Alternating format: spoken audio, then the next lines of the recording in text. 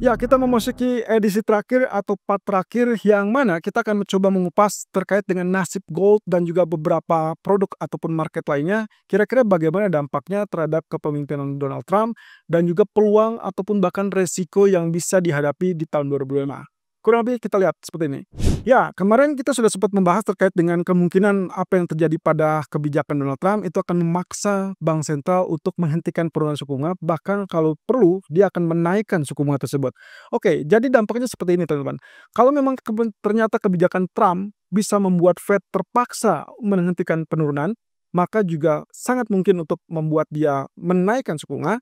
Maka kalau kita urutkan kurang lebih seperti ini. Inflasi yang diakibatkan oleh faktor gangguan pasokan global, yaitu kaitannya dengan kebijakan Donald Trump untuk tarif impor, maka itu akan berpotensi mengalami kenaikan. Kemudian nantinya bank sentral diharuskan atau terpaksa menaikkan suku bunga untuk mengendalikan inflasi. Dengan catatan tentunya inflasi ini tergantung ya, kalau misalkan dia inflasinya relatif stabil atau dalam hal ini kenaikannya tidak terlalu signifikan, berarti itu tidak perlu untuk menaikkan suku bunga. Mereka hanya cukup untuk mempertahankan tingkat suku bunga. Nah, kemudian kalau misalkan itu terjadi, katakanlah memang ternyata tidak terkendali, kemudian inflasinya terlalu tinggi, mau tidak mau dengan menaikkan suku bunga, otomatis dampak yang signifikan terjadi pada emas itu berarti kemungkinan akan negatif teman-teman, karena emas ini bisa dibilang kurang diminati dalam lingkungan yang suku bunganya relatif tinggi. Jadi kalau misalkan seperti ini, mungkin banyak yang berpikir bahwa wah ini bahaya untuk harga emas sehingga kemungkinan emas akan kehilangan kemilau. Dan bahkan bisa saja di tahun 2025 gagal untuk sentuh level 3.000, padahal kemarin sempat digaungkan dengan kemungkinan potensi yang bisa mencapai level 3.000. Kira-kira apakah betul seperti itu? Oke, saya punya fakta yang cukup menarik di sini yang kita lihat dari grafik berikut ini teman-teman. Oke, ini adalah fase di mana emas mengalami kenaikan dan kita lihat catatannya inilah di fase di mana bank sentral memaksa atau dipaksa untuk memangkas suku bunga dikarenakan waktu itu adalah terkait dengan pandemi COVID-19. Ya, jadi waktu dia terjadi pemangkasan, kemudian emas dengan sangat mudah mengalami kenaikan karena memang dia bukan yang memiliki atau aset yang memiliki imbal hasil. Kemudian apa yang terjadi? Berikutnya, saat era pertumbuhan ekonomi ataupun rebound ekonomi setelah fase pemulihan COVID, kita dapatkan di tahun 2022 itu mereka harus menaikkan suku bunga dan sehingga akhirnya yang terjadi adalah dia terjadi penurunan gitu ya. Terjadi penurunan yang cukup signifikan. Kalau kita perhatikan dari penurunannya ini juga tidak terlampau dalam sampai kurang lebih 1.700-an ya. Dan di fase ini kalau teman-teman lihat dia mulai rebound ya. Dia mulai rebound, kemudian dia mengalami yang namanya sideway walaupun sideway-nya cukup signifikan ya, 1.700 sampai 1.900. Kemudian dia naik kembali sampai akhirnya puncaknya adalah ke level 2075. Nah, kalau teman-teman perhatikan di era waktu dia terciptanya double top ini ya, yang kita anggap double top, Anda perhatikan dari pola penurunan 1.700 dia rebound sambil 1.900, kemudian turun lagi 1.700, naik lagi sampai ke level 2.000. Ini adalah fase di mana bank sentral itu tetap dalam suku bunga yang bertahan. Artinya suku bunganya tetap dipertahankan stabil ya. Dan itu adalah fase 2023 yang tadi sempat kita lihat dari tabel. Artinya di sini kalau teman-teman perhatikan dengan kondisi suku bunga yang dipertahankan, maka sesuai dengan skenario ataupun tabel skenario tadi ya, bahwasanya emas masih bisa memiliki peluang untuk mengalami kenaikan walaupun ditandai dengan awalnya adalah penurunan terlebih dulu. Ini kaitannya dengan perubahan pernyataan ataupun signifikan dari pernyataan Fed ataupun dot plot. Artinya yang terjadi di 2 hari terakhir ini emas saat mengalami penurunan itulah koreksi yang masih cukup wajar. Apakah dia masih punya peluang untuk rebound saat Fed mempertahankan? Ternyata ditunjukkan dengan grafik ini masih punya kesempatan itu. Nah, kemudian terakhir ya mau tidak mau terjadi kenaikan suku bunga. Ini dikaitkan dengan di tahun ya 2022 ke saat itu adalah mereka mau tidak mau untuk melakukannya, kita sebutnya dengan menstabilkan kondisi inflasi. Sehingga akhirnya dia mengalami penurunan signifikan dan kita lihat penurunan sampai zona 1.600. Walaupun setelah itu dia mengalami penaikan yang bertahap. Sehingga kalau misalkan lihat dari sejarahnya, ternyata emas masih bisa mengalami kenaikan meskipun dengan catatan adalah Fed mempertahankan suku bunga tetap. Ya, jadi ini menunjukkan bahwa apa yang terjadi di tahun depan, kalaupun misalkan Fed sudah selesai menurunkan suku bunga, kemudian mereka mempertahankan suku bunga di sisa tahun 2025, maka kita masih punya harapan untuk melihat dia rebound. Walaupun dengan catatan range-nya mungkin tidak akan menciptakan new high atau new all time high. Nah, sisi lain yang juga harus diperhatikan adalah faktor penggerak harga emas. Ingat bahwa emas ini memiliki beberapa faktor yang mendorong ataupun mendukung kenaikannya. Jadi bukan hanya suku bunganya saja, tapi juga ada beberapa faktor lain. Pertama yaitu terkait dengan supply demand.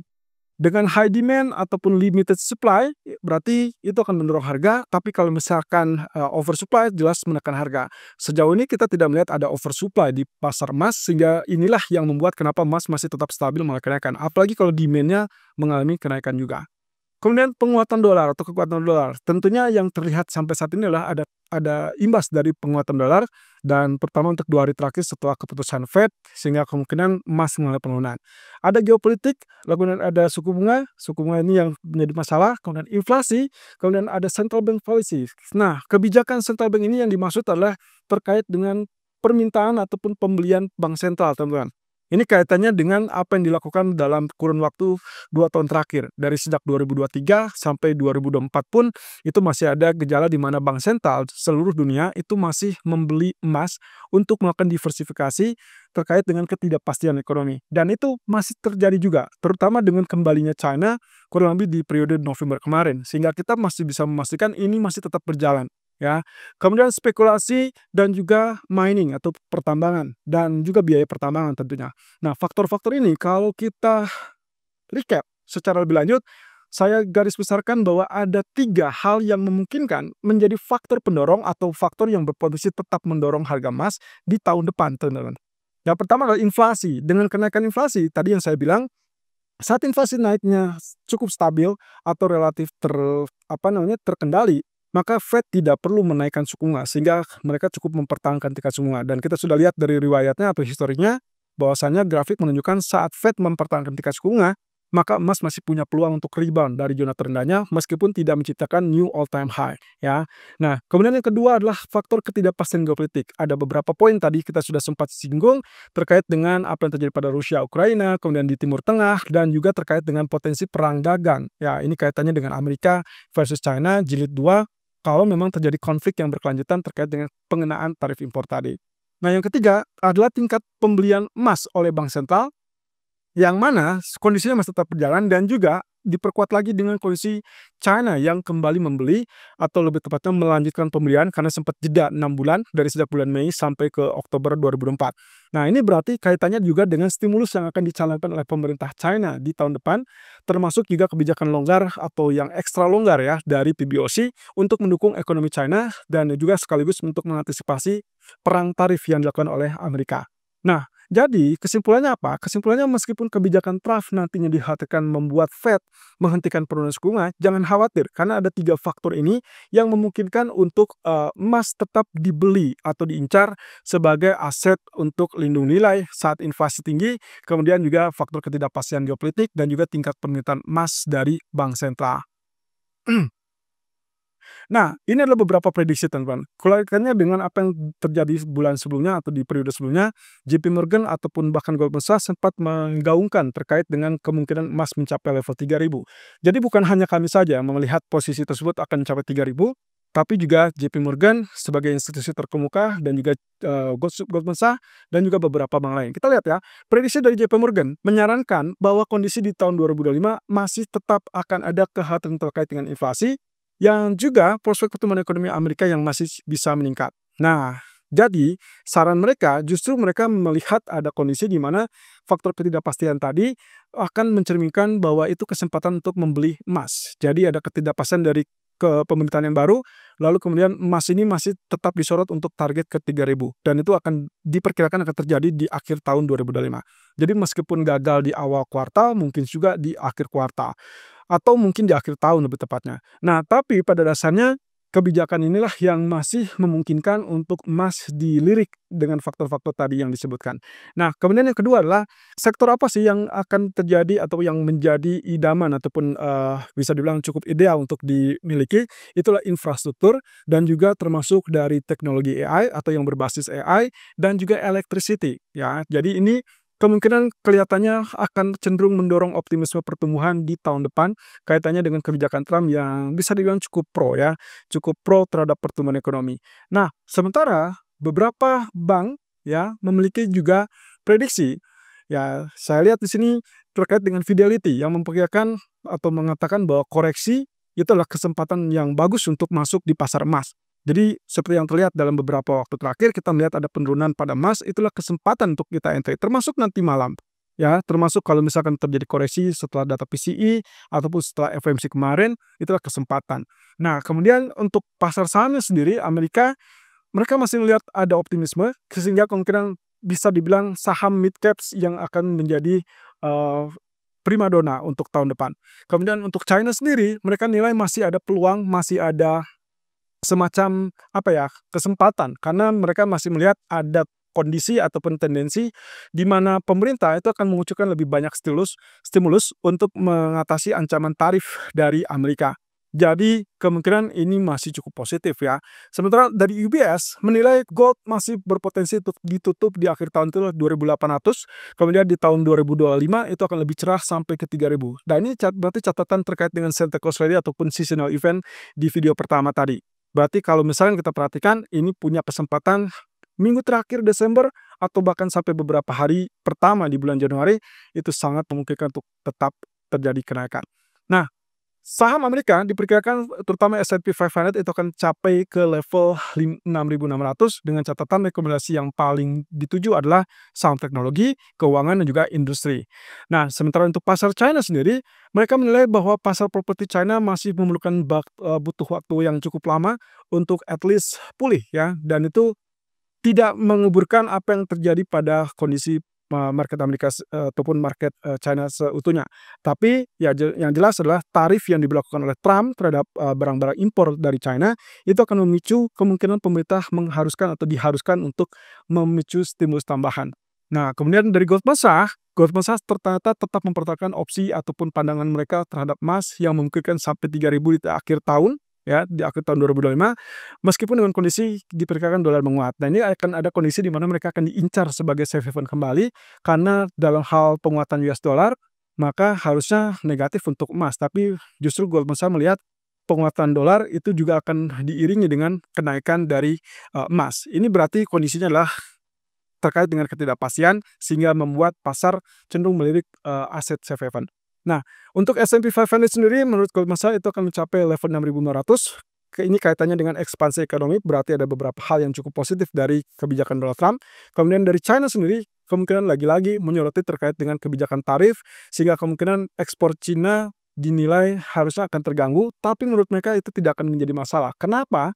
Karena setelah kebijakan era Trump jilid pertama, jelas-jelas di situ membuat China akhirnya berpikir ulang dan memperhitungkan ulang atau bahkan menyesuaikan.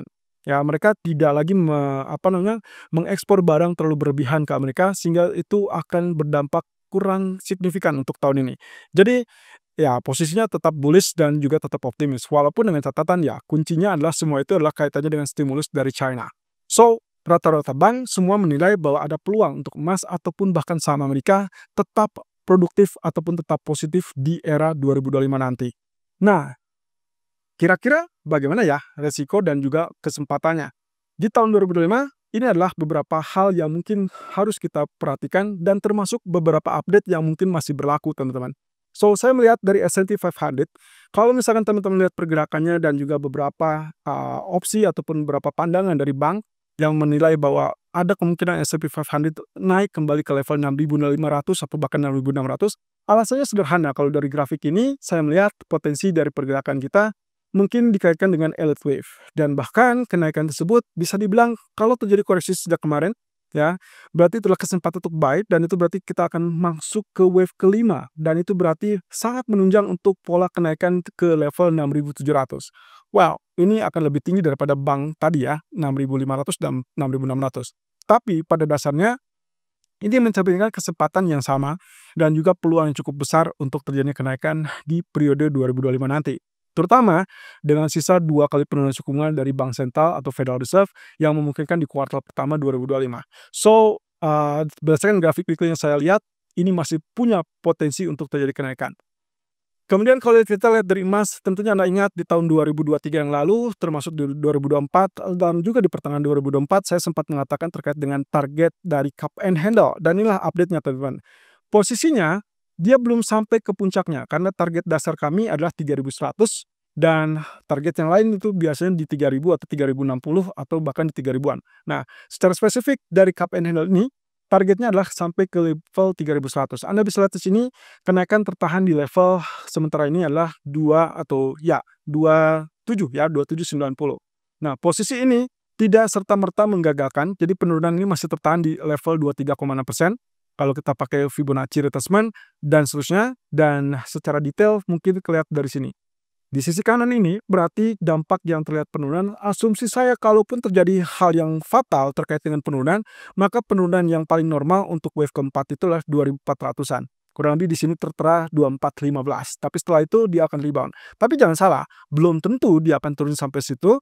Malah kecenderungannya bisa saja yang terjadi sejak November kemarin bottom di 536, mungkin kita hanya akan melihat sekitaran 2.500 dan kemudian dia akan terbang ke Bali. Dan dengan catatan kalau memang ini kesempatan dari rally akhir tahun dan juga awal Januari, saya rasa ini akan sangat berpeluang untuk menghentikan penurunan tersebut.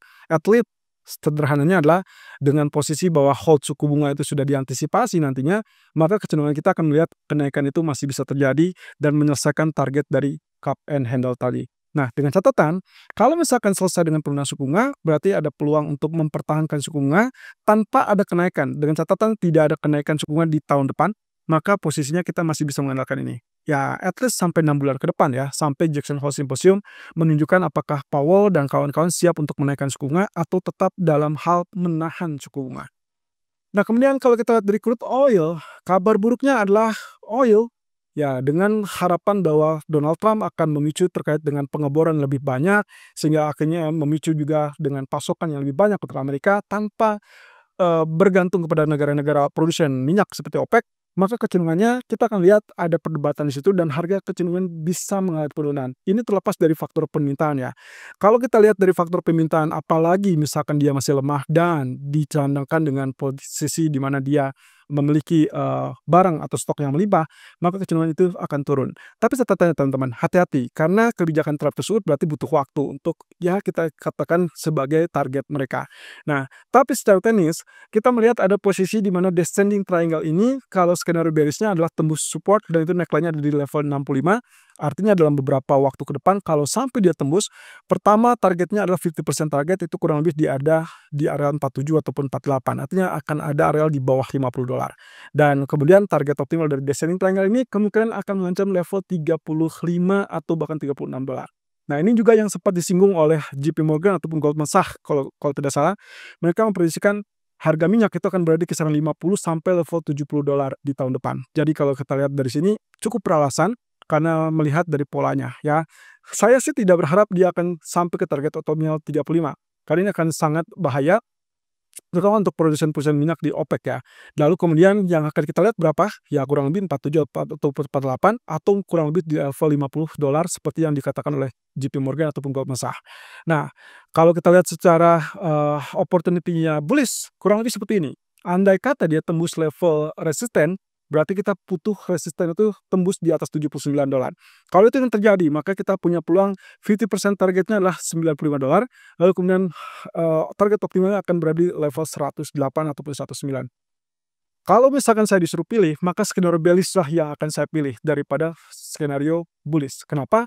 Karena faktor bullish itu akan lebih riskan terhadap inflasi global.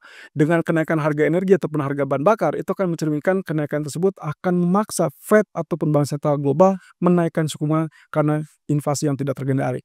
So, kita tidak mau hal tersebut terjadi, sehingga kita mengharapkan adanya penurunan pada harga bahan bakar ataupun energi. Nah, kemudian USD Japanese Yen, teman-teman sudah lihat setelah terjadinya keputusan BOJ kemarin mengalami kenaikan signifikan sampai level 157 dan ternyata belum selesai. Saya ingat di periode yang lalu, kurang lebih 2 tahun yang lalu, saya sempat menyajikan grafik ini, yaitu inverse head and shoulder untuk grafik USD Japanese Yen. Ini adalah grafik monthly yang saya lihat. Kemudian dia sudah mengalami breakout resistance neckline itu sejak tahun 2022, kurang lebih tepatnya di April 2022. Saat itu adalah resistennya di 127. Sayangnya memang saat itu agak sulit dipercaya karena kita sempat melihat USD Japanese Yen paling tertinggi waktu itu adalah di level 120 dan kemudian kita sempat lihat dia turun, intervensi dan lain-lain, tapi ternyata ya pecah juga level 122 sampai akhirnya bertahap naik ke 154, bahkan terakhir 162. Jadi dalam hal ini teman-teman, kalau kita lihat dari potensi target optimumnya, ternyata dia terbuka untuk target 170 atau 171. Ini yang saya sebut tadi. Bahaya kalau misalkan ternyata BOJ menahan suku bunga, kemudian Januari juga menahan suku bunga, maka peluang untuk mencapai 170 ini sangat mungkin terjadi, sangat rentan terjadi, walaupun dengan ancaman adanya intervensi verbal tadi. Intervensi verbal tidak akan efektif, intervensi real mungkin efektif, tapi setelah itu tetap ujung-ujungnya adalah mereka akan melihat kesiapan dari BOJ untuk menaikkan suku bunga. Karena itu yang akan menjadi koridor ataupun basis bagi para investor untuk menilai apakah ada keseriusan untuk mengendalikan pelemahan mata uangnya apa tidak. Nah, kalau kita lihat secara terperinci, berarti saya baru bisa melihat ada potensi penurunan itu kalau minimal wave kelima atau kenaikan itu kita asumsikan dari kenaikan yang tren besarnya sudah selesai di level 170-an. Ya, jadi mohon maaf ini, kemungkinan kalau lihat faktanya, dengan kondisi Januari mempertahankan tingkat suku bunga, lalu kemudian Maret belum pasti tapi diperkirakan mungkin baru menurunkan suku bunga, maka ada potensi 1 atau 2 bulan ke depan, kita akan melihat kenaikan tersebut akan menyambangi level 170 sebelum akhirnya terkoreksi dengan harapan bahwa BOJ mulai menaikkan suku bunga di bulan Maret. Ya, tapi ini akan berbeda cerita kalau ternyata di bulan Januari, pertemuan Januari, mereka mulai menaikkan suku bunga. Nah, terakhir adalah Hang Seng, teman-teman. Kita sudah tahu bersama stimulus itu akan dilakukan walaupun dalam 2 pertemuan ataupun 2 pengumumannya mengecewakan. Jadi kita akan tunggu apakah ini akan terjadi apa tidak. Yang jelas double bottom masih terbuka kemungkinannya dan ini juga sudah sempat kita bahas di awal 2024. Jadi kemungkinan kecenderungan ini masih tetap terbuka andai kata dia break ataupun tembus resisten neckline 22.300. Ya, kurang lebih 22.400 ya. Ini 22.390. Jadi kita tinggal tunggu. Kalau secara detail kurang lebih alasan utamanya adalah kalau kita lihat formasi yang terakhir itu adalah cenderung membentuk uptrend ya, membentuk uptrend dengan formasi high, kemudian higher high dan low-nya juga relatif lebih tinggi, maka sangat memungkinkan kalau kita harapkan dengan PBOC yang longgar, kemudian juga pemerintah yang dengan kebijakan fiskal yang mendukung, maka kecenderungan untuk kenaikan ini masih bisa terjadi. So, kira-kira kesempatan apa yang sudah dan juga bisa Anda manfaatkan atau Anda incar? Jangan jangan lewatkan kesempatan itu, segera bergabung dengan Agrodana karena di sini kita akan memberikan informasi yang akurat dan juga berusaha sebaik mungkin untuk mempersembahkan ke Anda opportunity yang bisa Anda manfaatkan di tahun 2025.